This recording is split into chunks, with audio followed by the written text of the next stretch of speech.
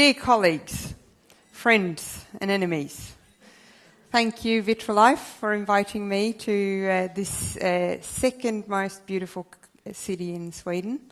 The most beautiful one is Gothenburg. If you have some time over, you should really go there because it's a lot nicer than here. It's great to be able to come and talk to you about a subject I didn't choose myself. Silver chose it, and I think he did it really well. You might remember that I had the honor of speaking at the symposium last year where we started talking about controlling variables. But this year, Silver actually added the lessons learned in a clinical setting. And it was actually great because it inspired my whole talk when I put it together. A variable is a symbol that stands for a value that may vary. The term is usually occurs in opposition to constant, a symbol for a non-varying value. Now, our patients, like we talked about before, is obviously our biggest variable, and we can only try to keep constant as much as we can and allow patients, maybe in the future, to be our only variable. So the word clinical setting is sort of what I want to concentrate on. A clinical setting is the real world. It is a real IVF clinic, the real clinical setting, the real deal that faces me every morning when I come into work, and it faces you every morning when you come into work. I think it is important to underline that it's extremely different from the experimental setting, the standardized setting that has inclusion and exclusion criteria.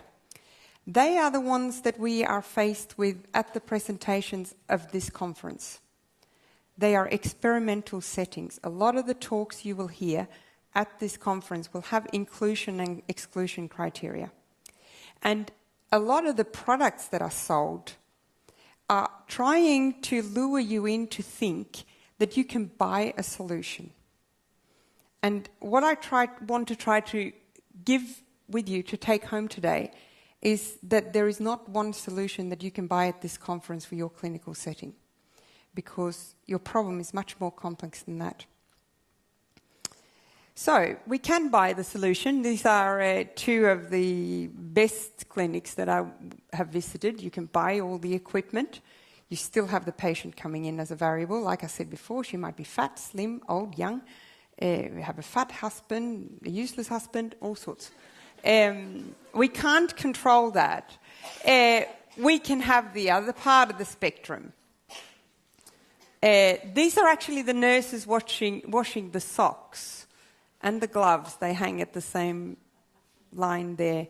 So we face a lot of variables, but there are a lot of, if you go through the exhibition at the ESHRE here, there are actually a lot of companies that think that we can sell a solution, one solution for these clinics, buy this incubator, and that's all you need to do. But actually, there's a lot more that needs to be done here. So if you remember last year, well, let's agree that the clinical setting has variables, but what we need to know is how can we control them, and we actually need to know what they are to know how we can control them.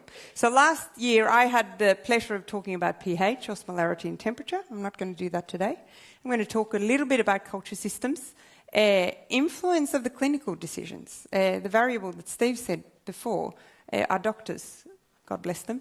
I'm going to touch a little bit of the rebirth of slow freezing and to see if freezing can help us overcome some of the clinical variables that we're faced with. So to start off with the culture system, just to give you a short refresher of where I am, what is my clinical setting, what is the place that I drive to work to every morning. Westmead Fertility Centre is located in the western part of Sydney.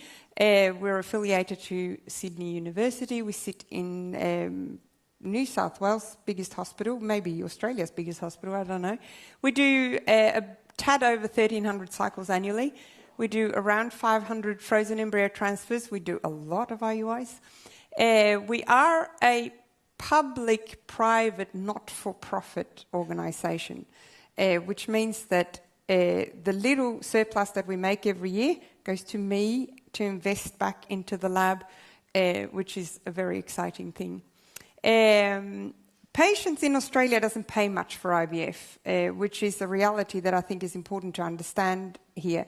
The government of Australia, through a Medicare system, sponsors the IVF cycle. So the maximum patient that comes to Westmead Fertility Centre is paying is $1,200.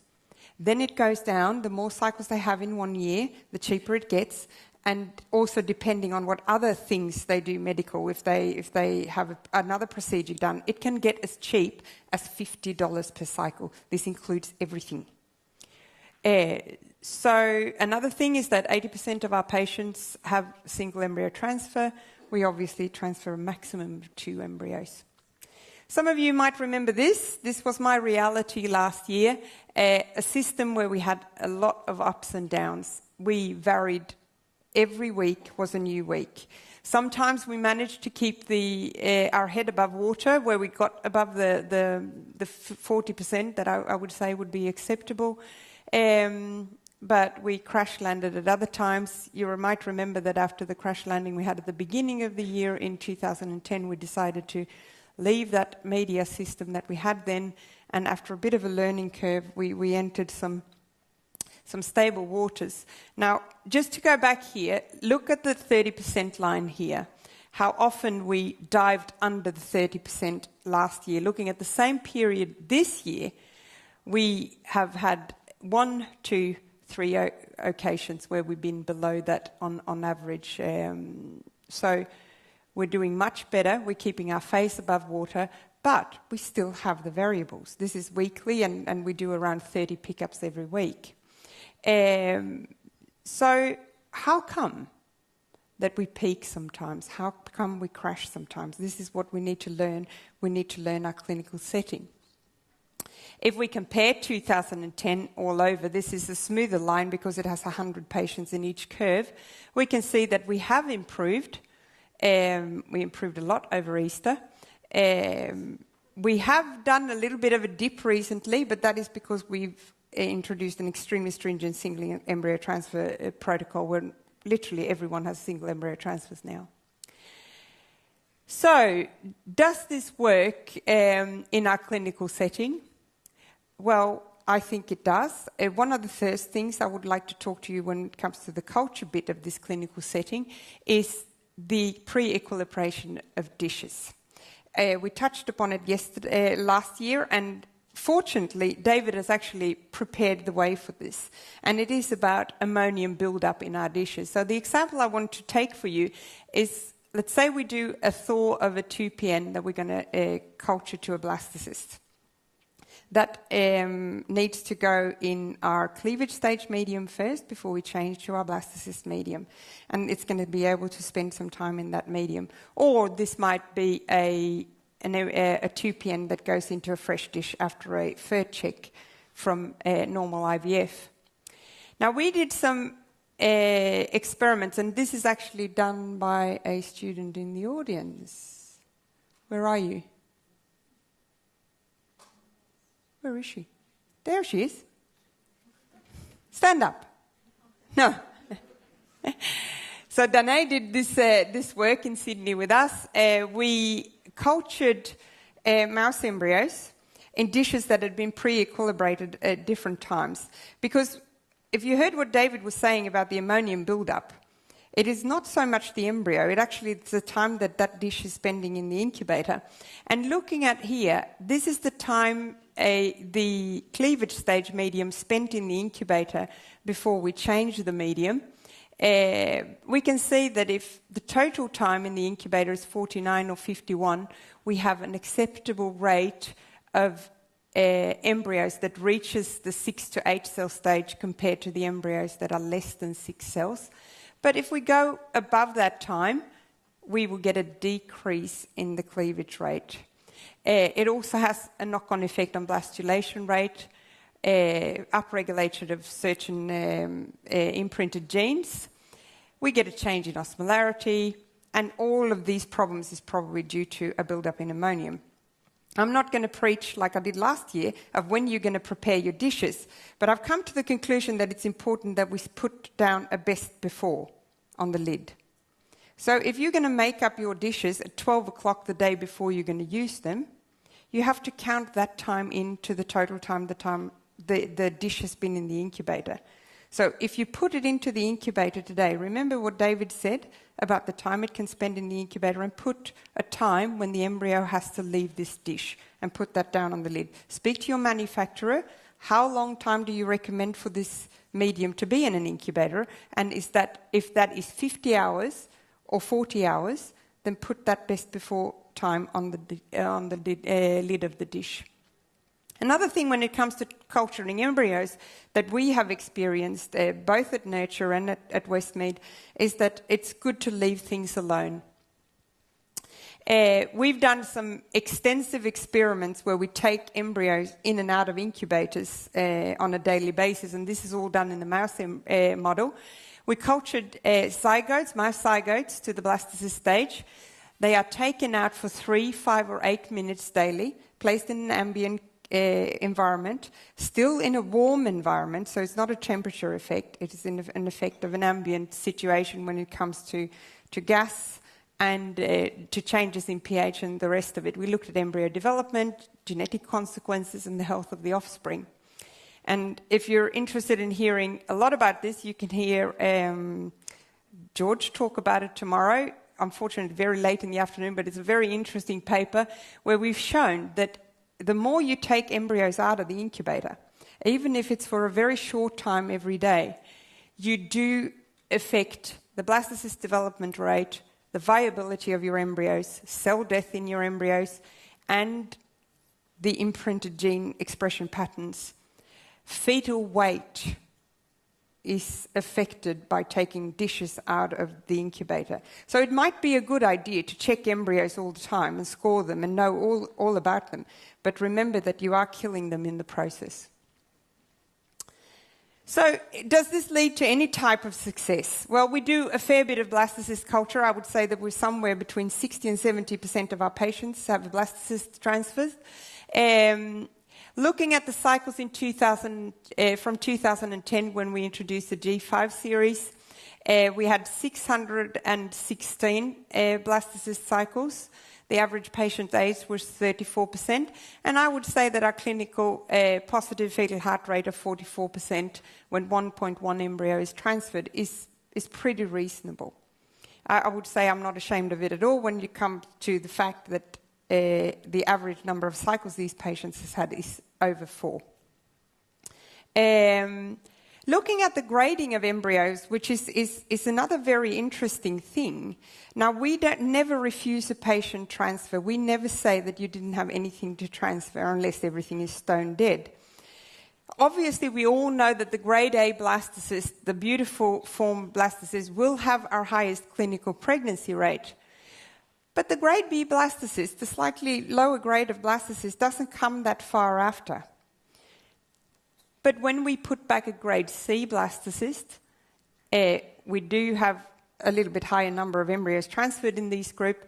There is still a reasonable 30% clinical pregnancy rate in that. And I think that these numbers from Westmead was exactly what we had at Nurture in Nottingham, where we saw that a little bit over 30% of the grade C blastocyst actually gave a pregnancy to that patient. So we don't cancel any transfers. We give the patient the best they have, and it does work in 30% of the cases.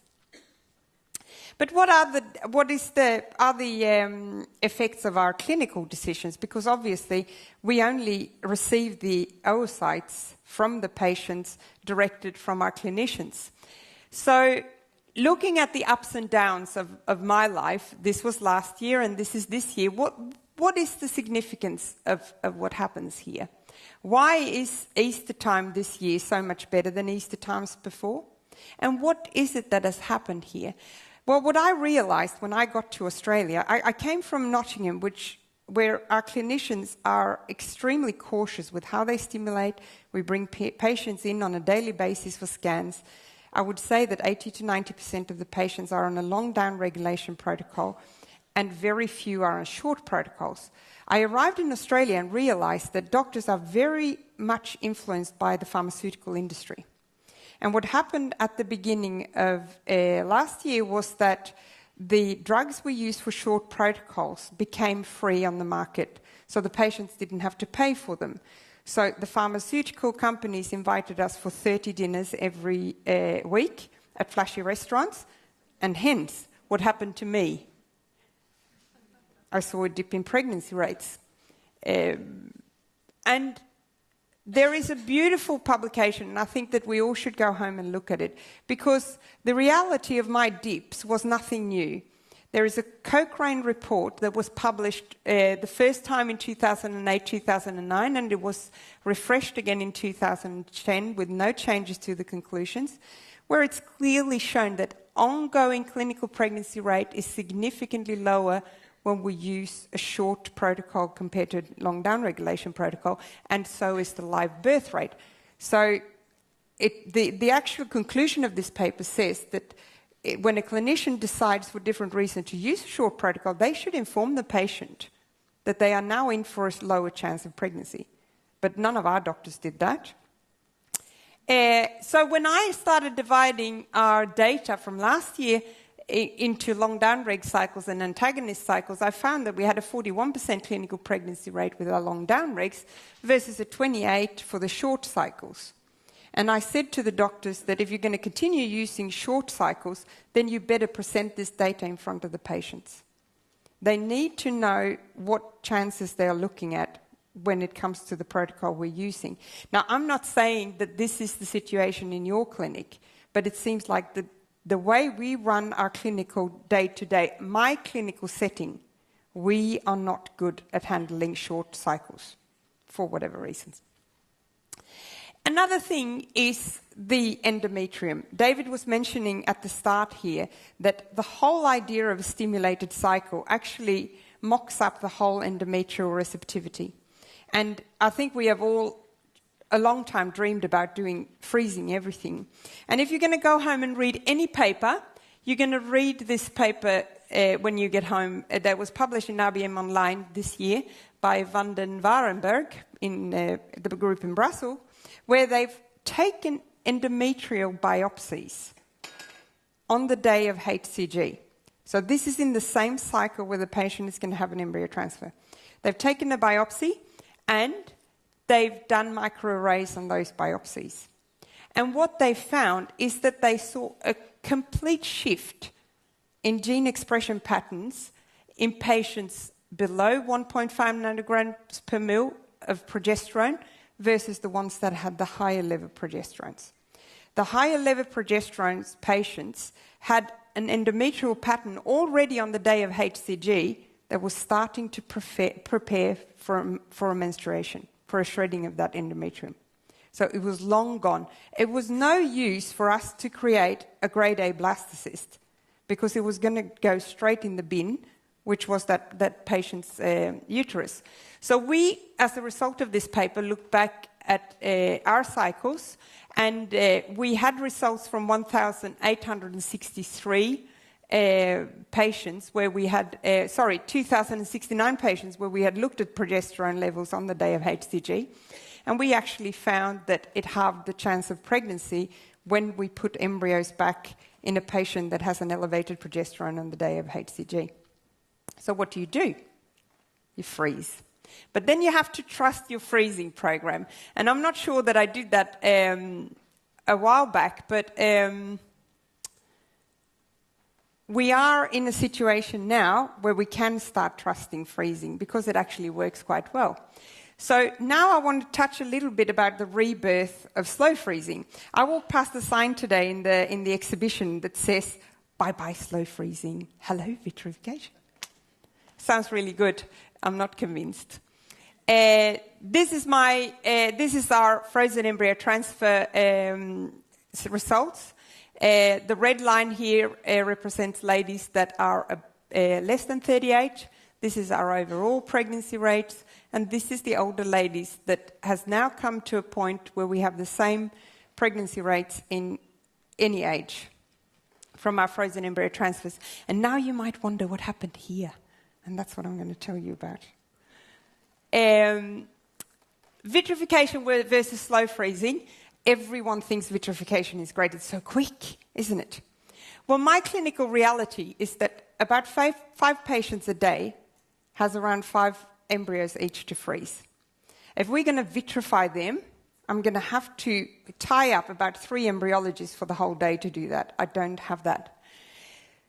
So if I'm going to vitrify that, 4 embryos takes us about 15 to 20 minutes to do. For every 4 embryos, I pay $50 per embryo for the device.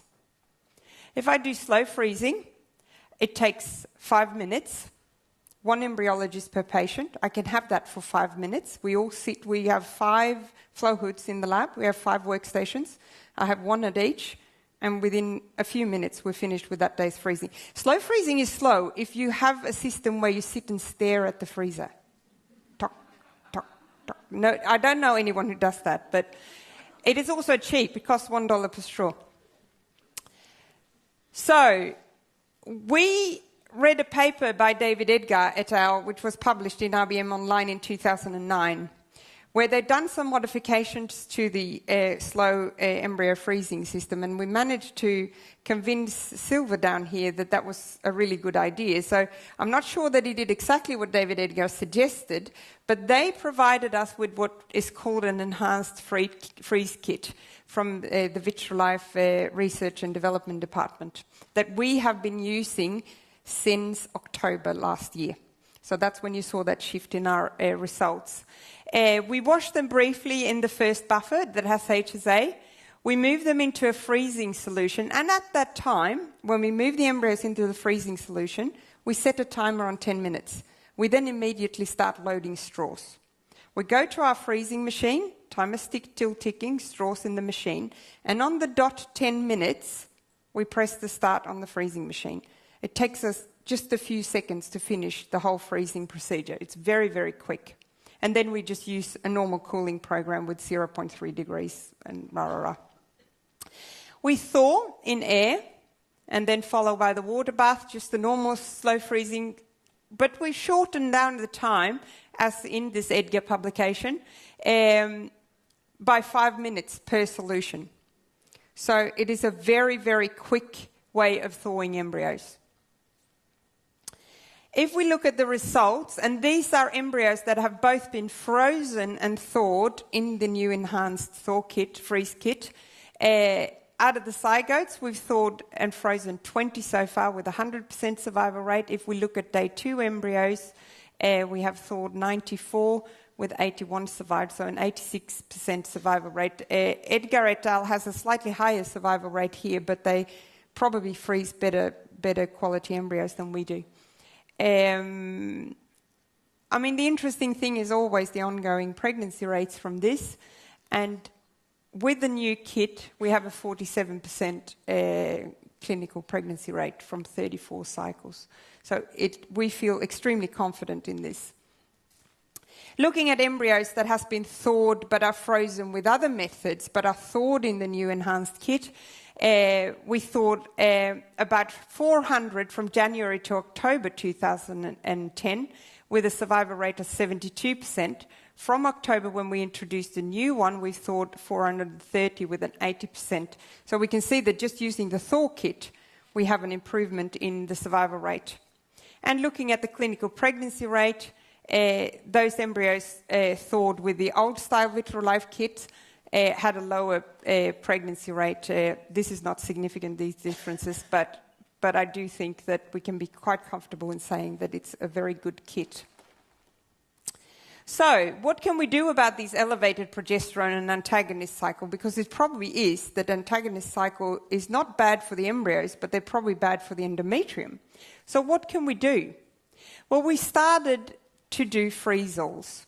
And on any given week at the moment, we have between 10 and 30% of our patients having a complete freeze-all. Because we have such good success with the slow freezing at 2 PN stage, we freeze 2 PNs in groups of 4.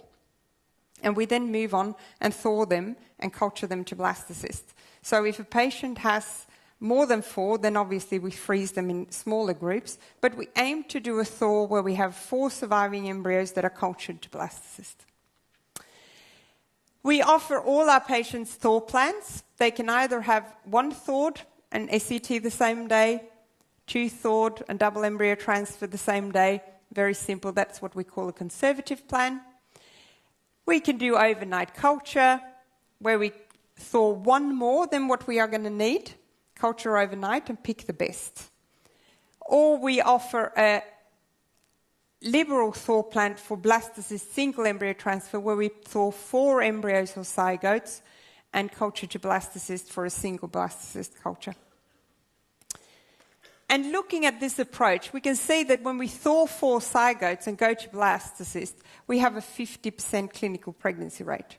So I have absolutely nothing to lose by freezing the embryos from the patients where I'm not so sure that their endometrium is proper, and still have a very, very good pregnancy rate from that. Now, looking at when we thaw more embryos than the 4 that we have set, it actually doesn't improve the chances. So it seems like 4 is a golden number for thawing in a group and culturing onto blastocysts. So the lessons that I want to communicate to you, that I feel that I've learned from my clinical setting the last year, is that dish preparations is important. We need to leave things alone. We need to be less curious and let nature have its course and look at embryos only when we desperately need to look at them or when we are changing cultural medium. We need to understand the implication of clinical decisions and try to influence them. So it is only through screaming and aggression that you can make your clinicians change their ways. Slow freezing works. And I think that new approaches to freeze-thaw can overcome some of the clinical variables that we see. So understanding our results comes from hard work and controlling our variables, and understanding our embryo's need and our own clinical setting can aid us in achieving consistent pregnancy rate. Thank you, everyone. Yes, my team, my great embryologists, and when you live in Sydney, you can do a bridge climb. You're welcome to visit us. Thank you very much.